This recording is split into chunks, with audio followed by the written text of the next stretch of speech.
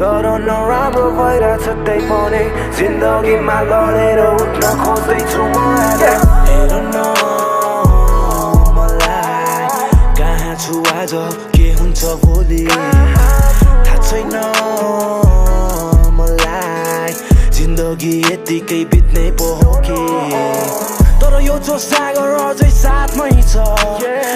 खासै नराम्रो के